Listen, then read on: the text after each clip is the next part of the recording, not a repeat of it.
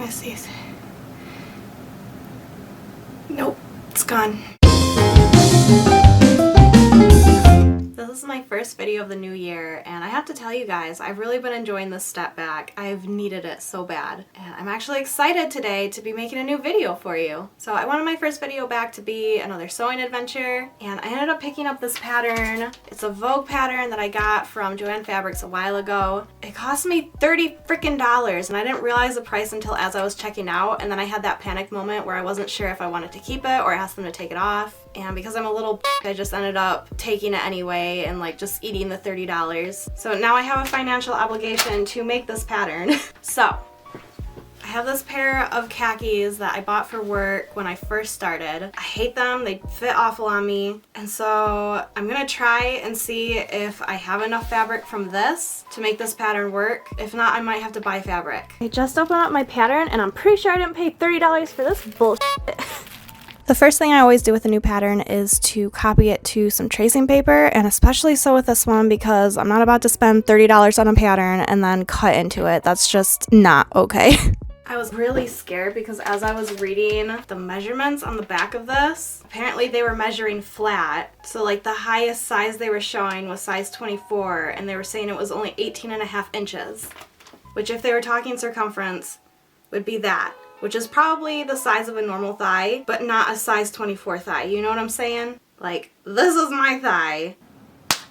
So, I ended up measuring the pattern myself, and yes, it's just laid flat. Did you guys need to know that? Did you need to? No, but it's part of the adventure. Unfortunately, after I got all the pieces traced and cut out, I realized that the old pants weren't gonna work. It's just a totally different style, so there would definitely not have been enough fabric, which was fine because that meant that I got to take a trip to the sewing store, which is one of my favorite things to do.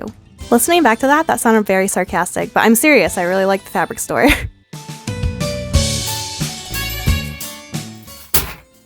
This pattern doesn't need much, so I got some iron hook closures, a 7-inch zipper, and this really surprisingly soft khaki fabric. I think I'm going to make this pattern again with denim, but my whole thought process with this was that I could make a new pair of work pants that hopefully won't be hideous. I hate khakis so much.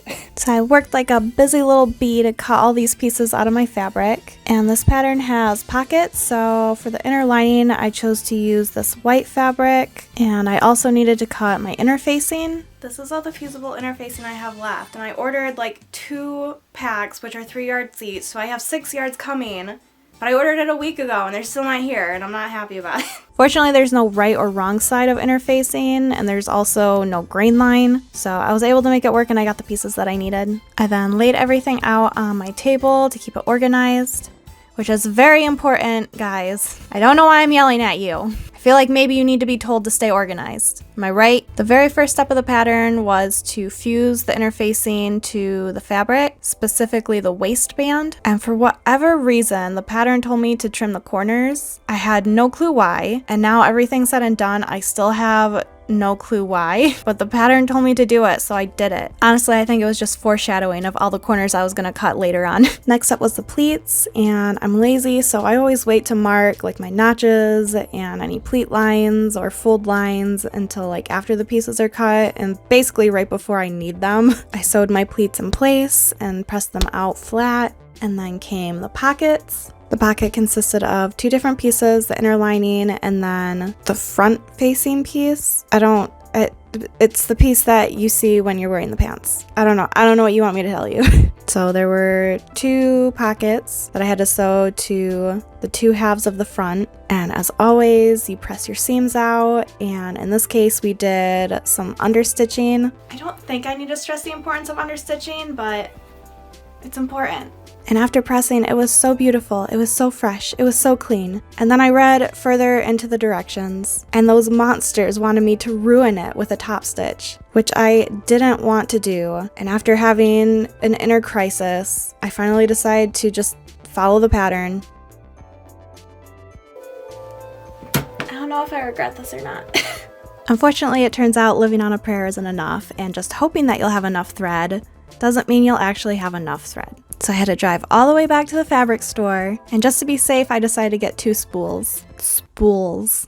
I know that's the term, but it feels weird to say. With that crisis averted, the next step was the zipper, and I want so badly to help you guys out with this, I really do. But despite having just done it, I still haven't quite wrapped my little hamster brain around it. So I'm gonna give you the spark notes. One side of the zipper sews on one side of the pants. The other side of the zipper sews to the other side of the pants. Add in some random fabric flaps, and sew the pants in a way that one side overlaps the other.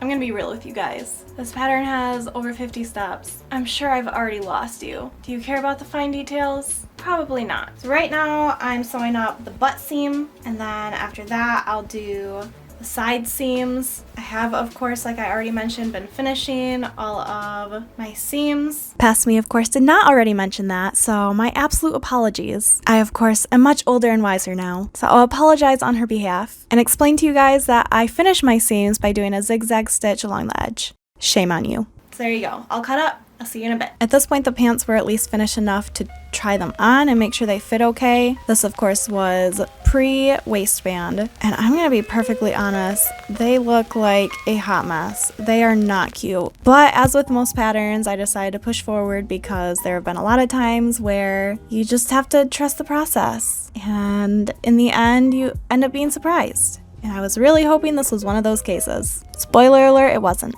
The waistband was a total of 6 pieces, the facing pieces, and then the main pieces. So I started by connecting those. I sewed the main pieces to the pants first, and then the facing pieces, which was kind of a fun process. It involved a lot of like understitching and turning things inside out. It was fun, man. It was pretty dope. And the last step was to add the eye and hook fasteners, which, because I'm me and I'm lazy, I decided to get the non-sew ones, so they're super sharp and they just stab through the fabric and then you like hammer them in place. The directions are on the box, you don't need me for that. And these are the finished pants. I warned you that it was not cute. So I don't know how this is looking for you guys on camera, but this is pretty jacked. Like, it doesn't overlap properly. Also, I don't think I did the hooks well enough. The waistband is crazy, crazy wrinkly. Like, what's happening here? What did I do?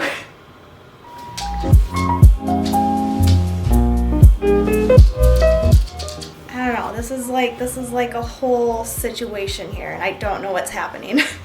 Alright, that's gonna be it for my video today. Although I'm not happy with this, I'm gonna revisit it. Probably not with you guys. I'm gonna do it on my own time. I will, of course, mention real quick that I have not hemmed the bottoms of these pants yet. I want to fix the waistband first, and then I will finish the bottoms. I think I want to make this again in like a jean material as opposed to khaki, because I hate khaki. Nobody looks good in khaki. Nobody. Like, fight me on it. If you think you look good in khaki, you don't. Alright, you're wrong. So I really hope you guys enjoy the first video of the year. I plan on having another one up the end of this month, so stay tuned for that. Of course, leave me a thumbs up, subscribe if you haven't already, and I'll see you in the next video. Bye!